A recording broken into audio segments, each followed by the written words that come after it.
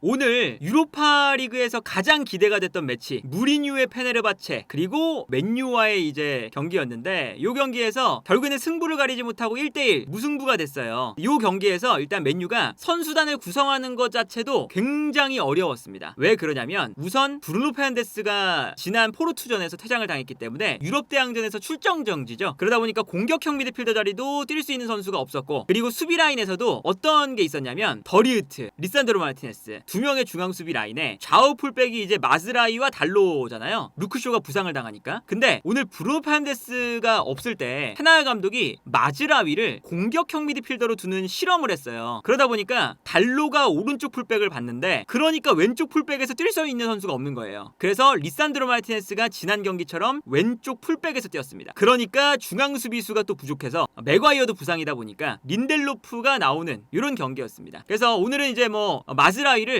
공격형 미드필더로 두는 아주 독특한 전략이었는데, 이게 어쩔 수 없는 면도 있었지만요. 여기서 맨유가 마즈라위를 공격형 미드필더로 둔 건 지르크지와 함께 전방 압박을 마즈라위가 했어요. 그러니까 이게 마즈라위를 공격형 미드필더로 두면서 사실 이 공격형 미드필더 자리에 에릭센을 둬야 되는 거 아니냐, 이런 얘기가 나올 수 있잖아요. 에릭센이 오히려 공격형 미드필더에 있고 마즈라위가 이제 수비형 미드필더를 보면서 조금 더 수비 라인을 보호하고 에릭센이 올라가서 조금 더 창의적인 패스를 하는, 이런 선택이 조금 더 자연스러운 선택일 수도 있죠. 그런데 에릭센을 내리고 마즈라위를 공격형 미드필더로 뒀습니다. 이거는 이번 시즌에 이 테나야 감독이 추구하고 있는 투톱을 사용하면서 앞쪽에서 상대를 조금 더 강하게 압박을 하는 이런 방향성에 부합하는 거거든요. 기동력이 중요해요. 그래서 지르크지, 마즈라위 두 명의 선수가 갈라타사라이의 센터백 두 명을 압박을 하고요. 오른쪽에 레시포드, 왼쪽에 가르나초, 4명의 수비수를 1대1로 압박하는 전술을 오늘도 사용을 했습니다. 이게 이제 그 지난 경기였던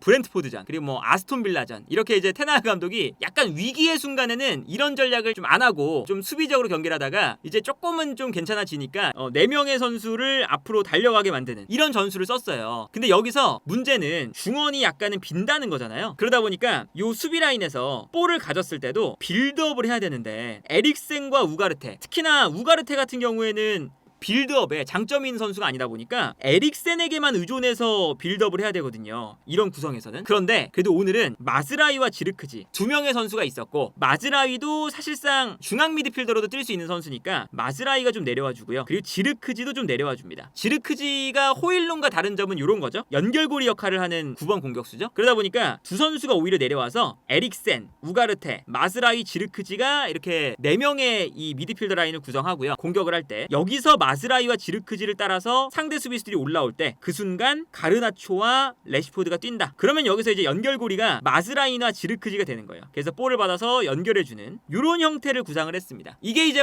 지난 시즌에도 많이 보여줬던 형태고, 그리고 FA컵 결승전에서 브루노 페르난데스와 마운트, 이렇게 공격형 미드필더를 2명을 두는, 2명의 제로톱을 두는 그런 전술을 썼을 때와도 매우 유사한 그런 전술이었죠. 그리고 그런 전술에서 득점이 나왔어요. 실제로 이 장면 보면 오늘 맨유가 이렇게 4-4-2로 나온 거죠. 앞쪽에 마즈라위와 지르크지였어요. 근데 여기서 이제 압박을 할 때 달려갑니다, 마즈라위와 지르크지가. 그리고 이제 마즈라위가 아무래도 여기 에릭센이 있는 것보다 더 달려나가는 이런 압박, 이게 더 좋다 보니까 요 다음 장면을 보면 마즈라위가 달려가고 있고요. 그리고 지르크지가 달려가면서 페네르바체의 중앙 수비수 2명을 압박하는 모습을 보여주고 있죠. 이런 이제 압박을 하면서 전방 압박을 가져가는 건데, 빌드업을 할 때는 아무래도 이 두 선수가 올라가 버리면 이제 미드필더 라인에 선수가 너무 없으니까 빌드업을 할 때는 오히려 지르크지, 마즈라위가 내려와 주면서 여기서 우가르테나 에릭센이 볼을 받아서 마즈라위나 지르크지에게 패스를 주는 거죠. 그래서 이 장면에서는 오히려 지르크지가 내려오면서 볼을 받아주는 장면이고요. 내려오면서 볼을 받은 다음에 지르크지가 돌아서자마자 여기서도 이제 보시면 지르크지가 내려왔을 때 살짝 이제 페네르바체의 수비 라인이 올라오고 있었거든요. 지르크지가 내려가니까 이때 볼을 잡고 돌아서자마자 뛰어가는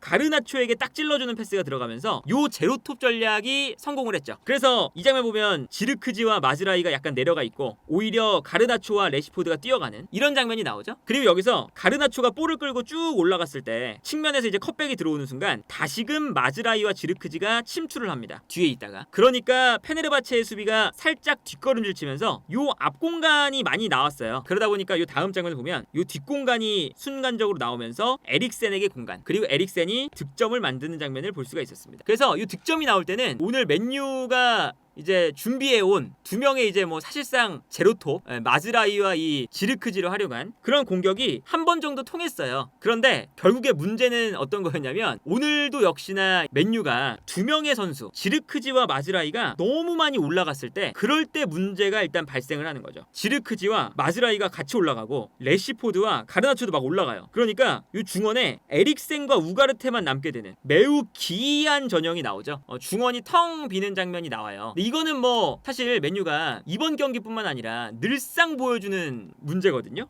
이 장면을 보시면 레시포드 올라오고 있고 가르나초 올라오고 있어요. 그리고 지르크지와 마즈라위도 올라오면서 압박을 합니다. 그러니까 요 이제 그 중원에 커다란 공간이 생겨요. 에릭센도 어느 정도 올라오면서 여기 넓은 공간이 참 크게 생겼죠. 그러다 보니까 이 공간으로 이제 페네르바체가 패스를 보내줍니다. 그리고 다음 장면을 보면 패스가 전방으로 넘어갔을 때 여기서 미드필더 라인에 순간적으로 공간이 너무 크게 생기니까 방향 전환 한 번만 하면 이 공간을 페네르바체가 쓸 수가 있는 거죠. 그리고 이 장면도 보면 에릭센이 미드필더 라인에 혼자 남아있는데 우가르테가 이제 왼쪽에 있는 가르나초가 올라가 있다 보니까 가르나초의 공간을 커버하러 왼쪽으로 빠졌어요. 우가르테와 에릭센 두 명의 미드필더밖에 없는데 그러니까 더군다나 에릭센이 우가르테도 측면으로 빠져 있으니까 혼자서 이 넓은 공간을 다 차지해야 되는 이런 문제가 발생을 하는 거죠. 그래서 이 공간으로 이제 페네르바체가 공격을 하니까 너무 편안하게 이 공간에서 페네르바체의 미드필더가 볼을 잡게 되는 거고 그래도 이게 경기 초반에는 뒤에 있었던 뭐 레시포드나 이런 선수들이 급하게 내려오면서 끊어내는 장면이 나옵니다. 반칙으로. 이런 모습이 계속 나오는 거예요. 후반전에는 더 심해집니다. 아무래도 체력이 조금 더 떨어지니까. 이 장면도 보시면 앞쪽에서 모든 선수가 막 달려나가고 있어요. 그러다 보니까 페네르바체의 패스 한 번에 미드필더 라인에 큰 공백이 생깁니다. 그래서 이 다음 장면을 보면 너무나 편안하게 이 넓은 공간에서 볼을 잡고 있는 페네르바체죠. 간격이 거의 없는 수준이에요. 포백은 뒤에 있고 공격수들은 다 올라갔어요. 그러니까 중원에서 이 넓은 공간에 홀로 남아있는 맨유의 선수 한 명. 이게 이제 그 맨유가 늘상 퇴장도 많고 그런 게 이 공간을 너무 넓게 만들어 놓으니까 이 공간을 커버하다가 퇴장당하는 장면이 많아요. 오늘도 역시나 이런 문제가 또다시 발생을 했다. 그리고 여기서도 일단 페네르바체가 중원에서 볼을 받은 거에서 더해서 이 뒤로 패스를 보내줬거든요. 이 다음 장면을 보시면 되게 재밌습니다. 여기서 이제 볼 경합이 이루어지는 거잖아요. 근데 그 순간 앞쪽에 있었던 4명의 공격수와 나머지 요 미드필더 그리고 수비 라인 정확하게 3등분이 돼요. 이 다음 장면을 보면 공격 지역에 있는 4명의 선수들이 모두 다 위쪽에 이렇게 있고요. 그 후반전에는 이제 마즈라이가 이제 풀백으로 내려가면서 포백이 되고 미드필더에는 카세미르와 우가르테 2명 완전히 분리죠. 분리. 공격수 4명 미드필더 2명, 수비라인 4명. 그러니까 요 텅텅 빈 중원에서 여기서 문제가 생기는 거예요. 그래서 이제 페네르바체가 공격수들이 앞에만 있고 미드필더 싸움을 안 해주니까 여기서 일단은 페네르바체가 볼을 가져간 다음에 앞으로 넘겨줍니다. 그러면 페네르바체가 편안하게 이 공간에서 볼을 가지고 전진할 수 있는 그런 형태가 되는 거죠. 근데 이게 유로파 리그만 보면 지난 포르투전에도 똑같아요. 공격수 4명, 좌우 측면에 있는 선수들 최전방 공격수들 2명 다 올라가고 있고 그러니까 미드필더 2명이 요 가운데 공간을 모두 다 커버해야 되는 상황입니다. 근데 여기서 상대의 공격이 측면으로 빠지니까 중앙 미드필더가 한 명 측면으로 빠져요. 그러면 측면으로 빠져나올 때 미드필더 라인에는 이제 한 명밖에 남지 않은 너무 이것도 사실 공격수와 수비수와 미드필더 3등분이 돼 있는 분단형 축구죠. 분단형 축구. 요런 게 이제 늘상 테나 감독의 문제인데 오늘도 이런 문제가 많이 나왔습니다. 그리고 이것을 이용해서 오늘 갈라타사라이가 요 맨유의 미드필더 라인을 일단 활용을 잘했어요. 그리고 오히려 이 무리뉴 감독의 축구가 테나 감독의 축구보다 조금 더 유연하고 조금 더 현대적인 트렌드에 맞는 면도 있었습니다.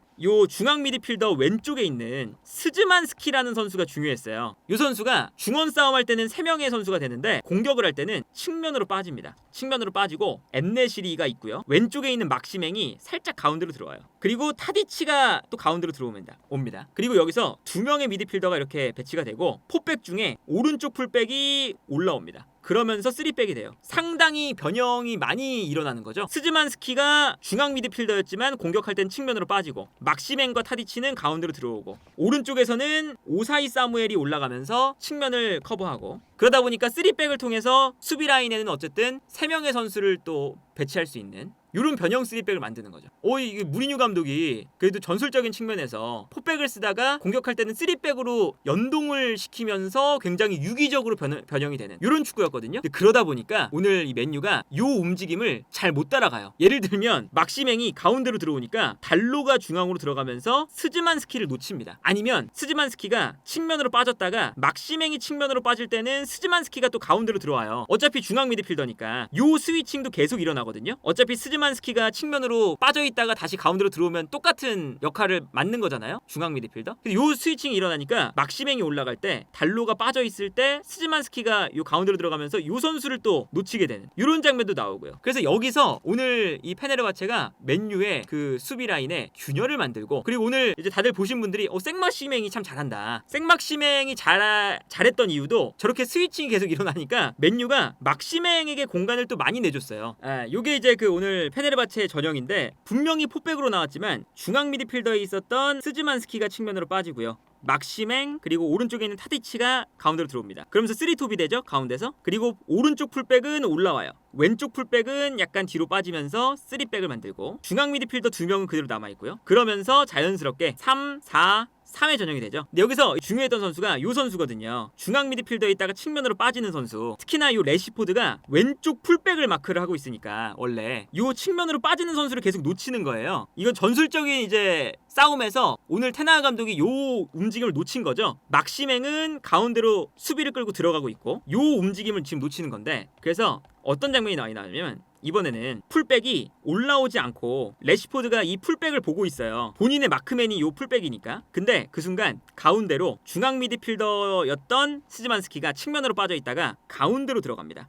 그러니까 레시포드가 요 선수를 놓친 거예요. 그리고 생막시맹은 측면으로 오히려 약간 벌려주고 있거든요. 그래서 이 다음 장면을 보면 요런 패스가 돼요. 막시맹이 측면에 있으니까 순간적으로 맨유의 풀백인 달로가 막시맹을 따라 나가고 있었는데, 여기서 측면으로 빠졌다가 다시금 가운데로 뛰어들어가는 요 스즈만스키, 이 선수의 움직임을 완전히 놓치면서, 원래 레시포드가 따라가야 되는데 레시포드가 놓친 거죠. 본인의 마크맨은 요 왼쪽 풀백이니까. 그래서 뛰어들어가는 이 스즈만스키에게 패스가 딱 들어가면서 완전히 맨유의 수비가 무너집니다. 그래서 요 다음 장면을 보면 측면을 무너뜨린 다음에 크로스, 요 크로스가 또 잘 들어가면서 완벽한 득점 찬스를 맞이해요. 여기서 이제 페네르바체가 마무리하진 못했는데, 여기서도 더리우트가 몸을 날리면서 이 슈팅을 막았죠. 정말 결정적인 이 선방이 나오면서 득점이 안 됐는데, 이 장면에서도 페네르바체의 저런 움직임 하나에 맨유가 너무나 쉽게 휘둘리는 장면이 나오는 그런 장면인 거죠. 이 장면도 페네르바체는 막시맹, 타디치 들어오면서 3톱 만들고요. 오른쪽 풀백 올라오고 있고요. 그리고 중앙 미드필더가 2명이 있는데 자연스럽게 3백이 되면서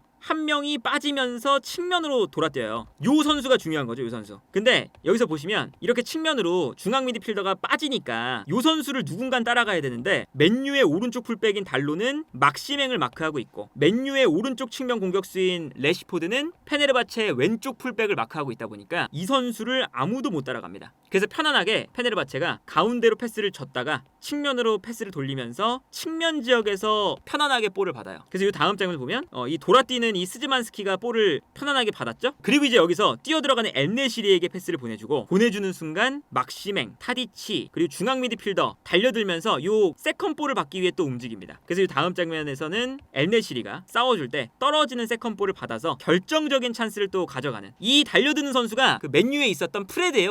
프레드가 또 이렇게 빨리 달려들면서 이 세컨 볼을 가져오거든요. 이런 모습이 오늘 경기 보면 무리뉴가 포백을 쓰다가 3백으로 바꾸면서 이 왔다 갔다 이 전형을 만드니까 테나하 감독이 이 움직임에 대처를 좀 못하는 장면들이 나왔습니다. 실점할 때도 보면요, 아까 말씀드렸던 요 중앙 미드필더의 스즈만스키가 이번에는 측면에서 가운데로 볼을 들고 가고 있고, 막시맹이 오히려 측면으로 빠지고 있어요. 근데 스즈만스키가 측면에서 가운데로 볼을 몰고 들어오니까 달로나 레시포드가 스즈만스키에게 쏠립니다. 그러니까 막시맹에게 공간이 열렸죠, 일단 1번. 그래서 스즈만스키가 가운데로 볼을 몰고 들어가다가 막시맹에게 패스를 보내줘요. 그리고 여기서 측면에서 이제 막시맹이 볼을 받은 다음에 크로스를 올리는데 가운데로 뛰어들어가는 스즈만스키가 한 명 있고 전방으로 뛰어들어가는 엘네시리가 있고 가운데로 들어가는 타디치가 있습니다. 근데 여기서도 보면 이제 맨유가 결국에는 요 타디치의 움직임에 한번 속아요. 그리고 이것도 맨유가 가르나초, 뭐 지르크지, 그리고 레시포드, 보이지 않지만 여기 또 마즈라위, 이 4명의 선수가 위쪽에 있다 보니까 중원에 2명의 선수 에릭센과 우가르테가 요 앞 공간을 모두 커버를 해야 되죠. 그러다 보니 크로스가 올라올 때 타디치가 요 중앙으로 들어가는 움직임을 순간적으로 우가르테가 약간 못 따라갈 뻔했어요. 그러니까 요 린델로프가 들어오는 타디치에게 약간 시선이 쏠립니다. 그 순간 엘네시리가 측면으로 돌아뛰다가 가운데로 뛰는 거고 이 공간으로 크로스가 올라오죠. 그래서 이것도 움직임상으로 봤을 때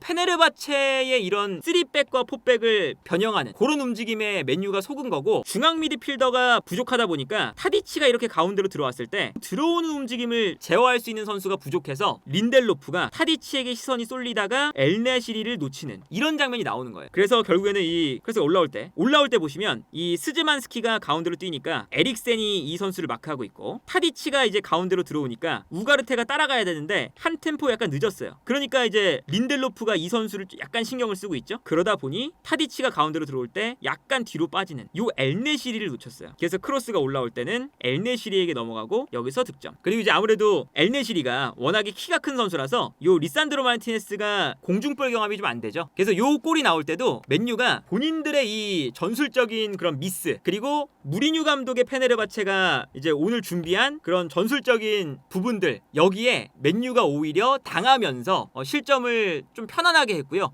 그리고 이제 이 크로스가 올라올 때도 그 스즈만스키와 중앙 미드필더였다가 측면으로 나가는 왼쪽 윙백 겸 중앙 미드필더였죠. 이 선수와 막시맹이 스위칭을 하니까 이 과정에서 막시맹을 놓치면서 크로스를 편안하게 주기도 했고요. 사실 그래서 오늘 맨유가 기록을 보면 결정적인 찬스가 오늘 페네르바체에게 3번 있었습니다. 그리고 맨유는 1번 있었어요. 그래서 오히려 맨유가 득점에 가까웠던 장면이 페네르바체보다 적은 경기였고, 요 이제 결정적인 찬스를 심지어 오나나 골키퍼가 계속 막아냈습니다. 그래서 예를 들면 이런 장면, 크로스를 허용을 했고 엘네시리가 헤더를 해요. 요 헤더를 오나나 골키퍼가 이 가까운 거리에서 다이빙을 하면서 막았습니다. 말도 안 되죠, 이것도? 이 떨어지는 볼을 또 페네르바체의 공격수 타디치가 또 달려가면서 살려냈어요. 살려냈는데 이게 또 잘 살려내서 엘네시리한테 가요. 그래서 요 바로 이 코앞에서 엘네시리가 머리에 볼을 맞춥니다. 이 가까운 거리에서. 근데 이거를 또 오나나가 막아요. 이걸 막아요. 정말 엄청난 이 오나나의 선방. 아까도 이제 뭐 더리우트가 몸을 날리면서 빈 골대에 슈팅한 걸 막은 그런 장면도 있었지만, 이런 오나나의 또 선방, 이런 게 겹치면서 오히려 오늘 맨유가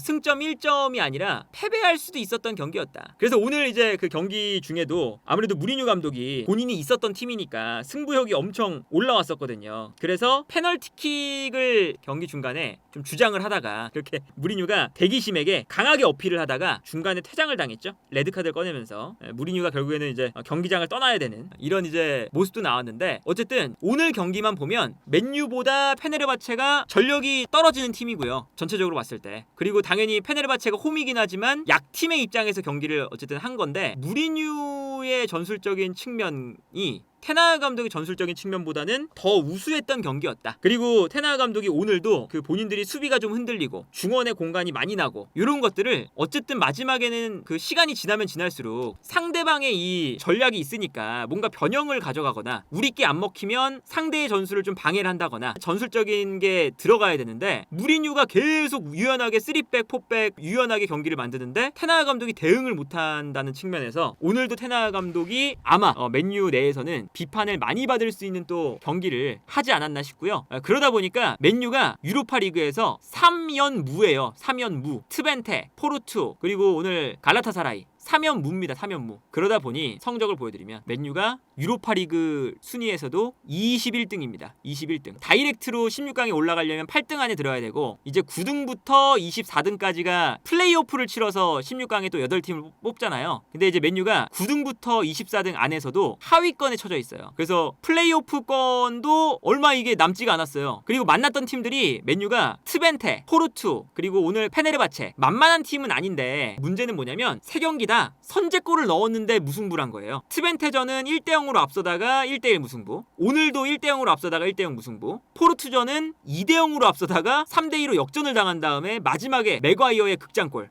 그래서 일단 맨유가 지금 꾸준하게 안 좋은 그 성적을 이어나가고 있다. 맨유가 그래도 지금 순위가 21등으로 쳐져 있지만 초반에 만났던 트벤테, 포르투, 페네르바체 요 세 팀이 맨유가 만나는 팀들 중에서는 가장 강팀들이에요. 이 뒤에 일정을 보면 파오크, 보드글램트, 빅토리아 풀젠, 레인저스, 슈테아우와 부쿠레슈티, 비교적 이제 앞선에 만났던 팀들보다는 약팀들을 만나거든요. 나머지 5경기가. 그래서 맨유도 유로파리그에 나갈 만한 그런 일정은 지금 만들어져 있다. 어쨌든 8경기 중에 가장 어려운 3경기를 했으니까요. 지난 주말에 있었던 브렌트포드전을 만약에 못 이겼으면 어떤 성적까지 될 뻔했냐면 최근 7경기에서 1승도 못할 뻔했어요. 오늘도 무승부니까 9월 22일 크리스탈 팰리스전부터 오늘까지 7경기에서 1승 5무 1패거든요. 지난 브렌트포드전까지 여기서도 못 이겼으면 7경기에서 아예 승리도 없을 뻔했다. 그래서 이 테날 감독의 지금 경질 얘기 이런 게 지금 나오는 이유가 분명히 있고 그것을 오늘도 좀 볼 수가 있었습니다. 그래서 오늘 실제로 무리뉴의 페네르바체가 더 경기력이 좋았기 때문에 이제 어떤 인터뷰를 무리뉴가 했냐면 맨유가 우리를 상대로 승점을 따냈다. 이 뜻은 우리가 도전자의 입장에서 맨유를 상대로 승점을 따가는 게 아니라 반대로 맨유가 우리보다 못했기 때문에 맨유가 우리를 상대로 승점을 따간 것에 감사해야 된다. 약간 이런 뜻이죠. 우리가 이겨야 되는 경기였다. 우리는 놀라운 경기를 펼쳤다. 이런 얘기를 했고 요것도 보세요. 나는 영국에서 여러 매체들이 맨체스터 유나이티드는 잘하지 못했고 슈팅도 없었다 라고 말할 거라는 걸 안다. 오늘 영국 언론이 맨유를 비판할 걸 안다. 왜냐면 상대팀 내가 이끄는 페네르바체가 매우 훌륭했기 때문입니다. 그래서 우리 팀이 그런 찬사를 받을 만하다고 생각을 해요. 그리고 마지막 결정타. 오늘 오나나 골키퍼가 맨유를 구했다. 반면에 우리의 골키퍼는 거의 할 일이 없었다. 페네르바체의 골키퍼가 지난 월드컵에서 좀 눈에 띄었던 리바코비치 골키퍼거든요. 크로아티아에. 저런 이제 인터뷰를 할 수 있는 이유도 오늘 경기를 맨유보다 페네르바체가 명확하게 더 잘했거든요. 그렇기 때문에 이제 그 무리뉴가 또 저런 이야기들을 할 수 있는 게 아닌가. 그래서 오늘 맨유가 비기긴 했지만 무리뉴의 말처럼 맨유가 페네르바체에게 승점을 따가는, 페네르바체가 맨유에게 승점을 따는 게 아니라 보통 약팀이 승점을 따간다고 하잖아요. 맨유가 무승부를 해서 페네르바체에게 승점을 따가는 그런 경기가 됐다.